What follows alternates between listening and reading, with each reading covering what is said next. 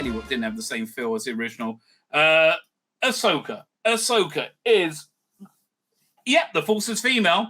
She's also a dull, lecturing cunt, right? Nobody likes somebody being female if they're a dull, lecturing cunt, which is what this show is. It is turgid boredom. Oh, with Ray Stevenson being fucking awesome. Like just awesome, beyond awesome, beyond awesome. He is one of the greatest Star Wars villains, right? Probably better than Darth Maul, right? Absolutely up there as one of the greatest Star Wars villains. Real pathos, real layering, and it's all through his performance, right? It's not through the script, because the script's shit, right? It's just he's got, and wasted, along with everything, all the resources of the way. It's wasted beyond wasted beyond wasted. Who gives a shit? Because it's, again, lecturing boring women in space. And, David Tennant, woke as fuck as he is, nice to see him in this, right? He's one of the few rays of sunshine. So, so far in episodes 1, 2, and 3, Ahsoka Tano stands around, folds her arms a lot, and has a bit of a sour face, right? She's looking for a map to Grand Admiral Thrawn. Now, I have to tell you, I never saw Rebels, right? I never saw Rebels. I didn't know Thrawn was in it. And Ahsoka Tano was there. I didn't know any of that stuff. I thought it was just from the books, which I didn't read either. Heir to the Empire, whatever. I thought it was fun and interesting thought. So she finds a map to him. Bad guys are also finding a map. Bad guys is Ray Stevenson as he's not a Sith, but he's an ex-Jedi, right, who survived the Purge, and he's got a Padawan who looks like a Chihuahua. Star Wars Rebels sucks as a soda engine. Yeah, that's not why I never watched it. And she's got a completely sexless, not for the male gaze friend, Sabrine Ray. It's basically her show, who's a Mandalorian, who's been trained as a Padawan, but can't use the Force, but can. It's so fucking boring, right? It's too fucking boring. And there's also another boring mummy, literally a boring mummy, green chick, who is just boring. So this is Sabrine Ray.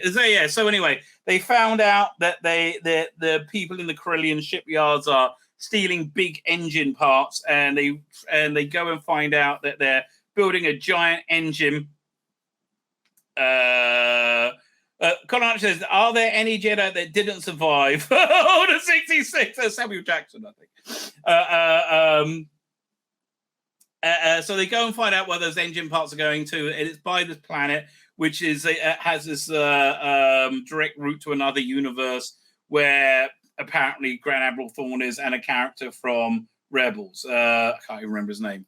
Right. So they end up getting shot down essentially by the Chihuahua. And one of the worst bits of dogfighting I've ever seen in Star Wars. It's just shit, right? And they've also got this ancient droid with them who is like 900 years old, who taught everybody how to make lightsabers in the Jedi Academy. And again, it's just not for the male gaze, just totally sexless and boring. So they go outside and they say, the bad guys are trying to find them. And this is the entirety of this show. Rosanna Dawson with bagpuss on her head, looking like she swallowed a wasp, with some very thinly veiled lesbian analogy between her and Sabrine Wren, who is, again, boring, sexless woman. Let me remind you, Star Wars is made for little boys, not little girls. Little girls can like it, but it was made for little boys. As such, the women in it were eye candy. I'm sorry to break it to you. The women in Star Wars were eye candy. They're not... This isn't working. This is boring. Right? And whatever. Hi, I'm sexless, but we're lesbians. Yes, I know we're lesbians. But now we got to fix the ship. And out comes David Tennant and said, "Hi, I can act." And boy, can you see the difference? Right? I am a CGI creation and far more emotive than both of these flesh and blood actresses. Meanwhile, you see like the droid, the evil, bad Sithy droid, even though they're not Sith droids, about to get them. Whoa! Oh yeah, here's Ray Stevenson. And in Mando, they when Rosario Dawson was introduced, she was apparently catching this woman who's a witch.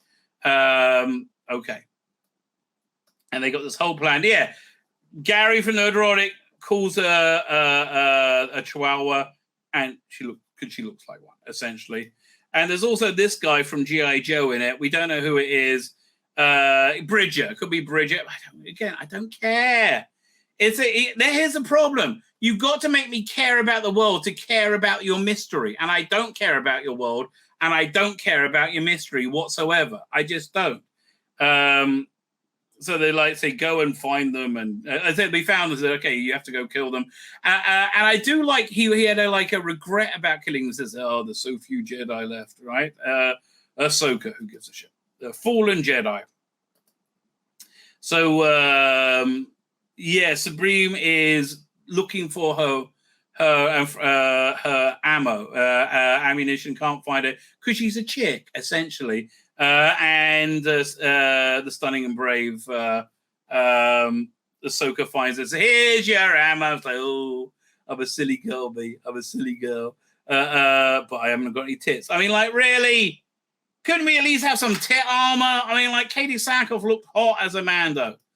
Fucking boring. Meanwhile, David Tennant is repairing the ship, and he notices somebody something outside, and he gets attacked by a bunch of droids.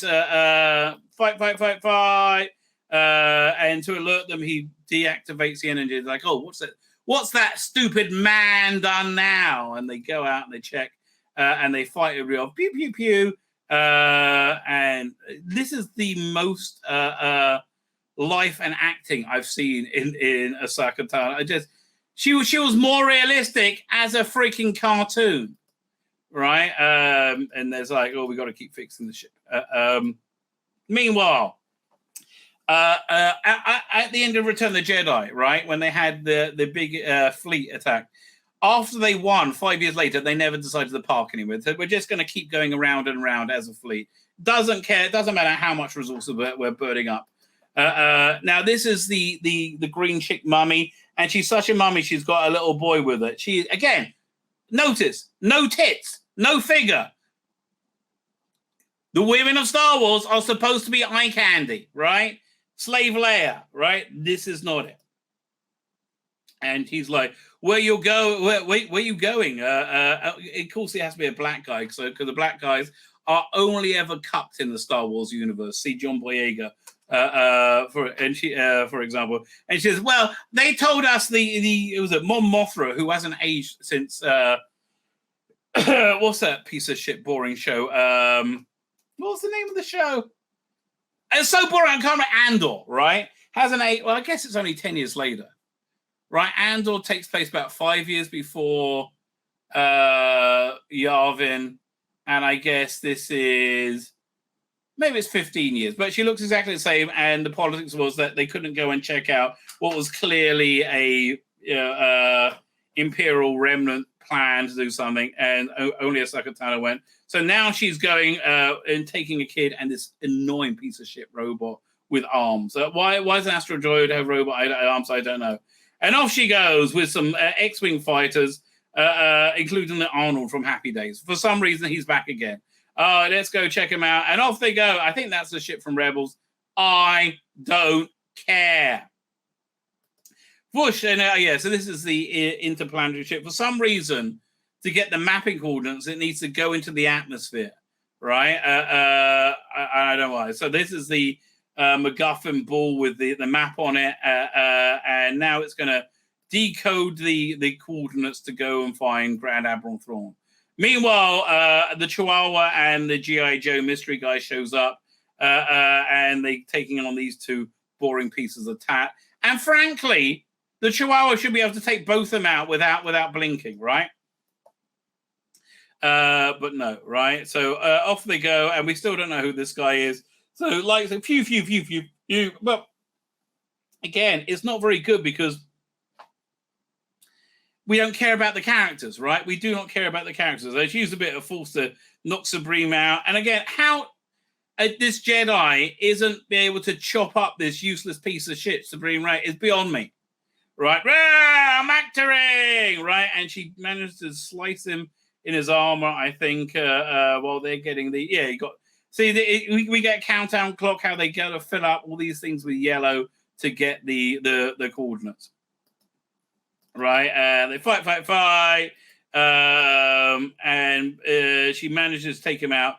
And then a whole bunch of like smoke just comes out and he collapses. She's like, no, that's I'm a chihuahua. And again, how is she not taking out Supreme when one is a fully trained like Sith Lord and she is shit with her lightsaber, right? As we've established in the story, right? And they're getting the coordinates and she's like, fine, I'm going up to the ship. You wait here and protect it. I'm like, okay, here I go. So meanwhile, Ahsoka comes there and confronts them.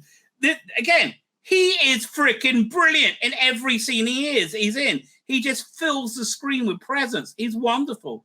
So wasted, right? So wasted. And so basically he says, listen, we don't have to fight. This is something we're doing for the greater good of the galaxy.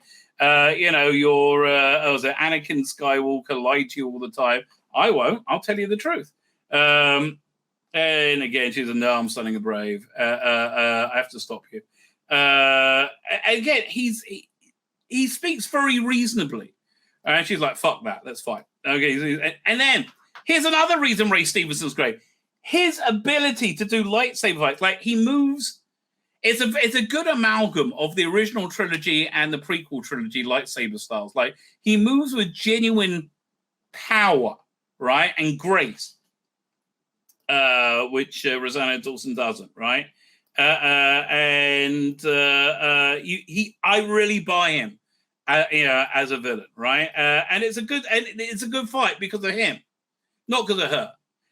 Meanwhile, back on the ship, they're still getting the coordinates. Say, hi, I'm Girl Boss number 3. Yeah, he's so good at this lightsaber stuff, right? Almost makes this watchable, but not quite. And they fight. Meanwhile, Supreme's still fighting her. And how she hasn't taken him out is just a disgrace. She tries to use the Force and it can't, and she's like useless. And Ahsoka managed to get the globe and throw it away so they can't get the rest of the coordinates. He's like, well, I'll use my Mando handgun thing. So, no, we can't get coordinates. What's going on down there? And he's like saying, no, look, don't you want to go and see, like if we don't do this, you're never going to see Bridger again, who apparently you will care about a lot. And so she runs to help him, right? And so again, great little bit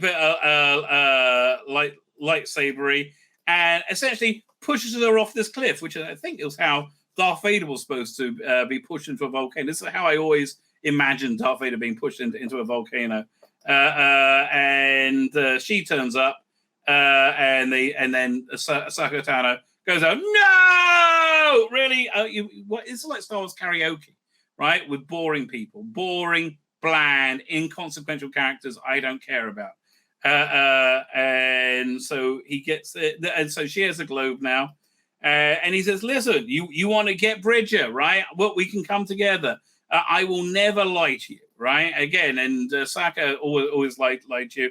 And basically she talks him around, and it's the dumbest moment. Like, this is the dumbest fuck of a character I've ever seen in Star Wars, right?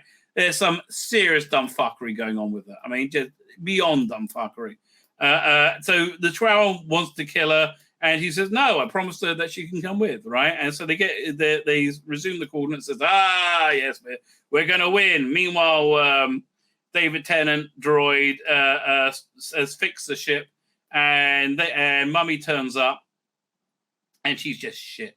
And they find out, he says, whoa, what's going on there? So they go and check, and they get all the coordinates. So as soon as they have the coordinates, Ray Stevenson destroys the globe so no one can follow them. So come with us, and off they go to their there's a girl boss, and off they go to their ship, and they go and attack them.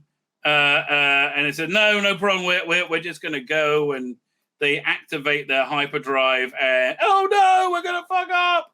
Activate the hyperdrive, and off they go. Whoosh, super whoosh, and it makes them all go crash, bang, wallop, crash, and they're dead in space. Oh God! I hope you kill your little boy, and then I hope you live long enough to see him die before you die.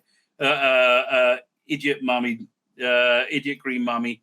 And again, why can't anybody be sexy in this? Like anyone.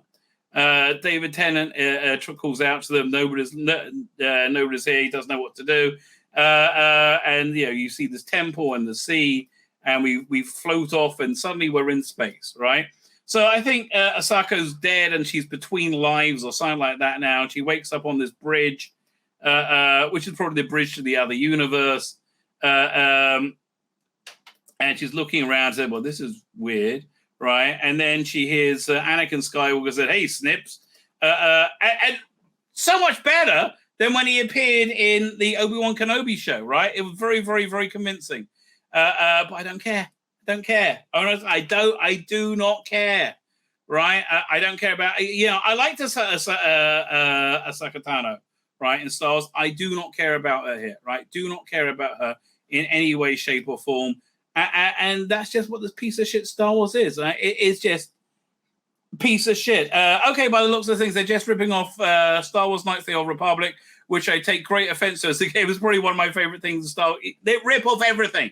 These people have no ability whatsoever to come up with anything original and good, right? They are cuckoos that inhabit the nest of far greater creations, and they turn them into shit. Don't forget about Supreme asks why they arrive so far out, and then rolls her eyes when the droid starts to ask. I forgot. That did happen. Yeah, it was. Oh, God. Nothing about this is good, right? Nothing about this is good. And the rumor is all the Star Wars shows are on being put on hold for good reason, because nobody wants to see them, because they're all shit. Right? They are all deeply, deeply shit. I don't know how to say this to you in an easier way. Don't make shit, and then people might be interested in watching what you're doing. But while you're making shit, no one is in any way, shape, or form interested. My name's Tzvi Lebetkin, the Rabbi from another planet. Please like, share, and subscribe, and ring that little bell. Ring the little bell so you're notified when new videos drop.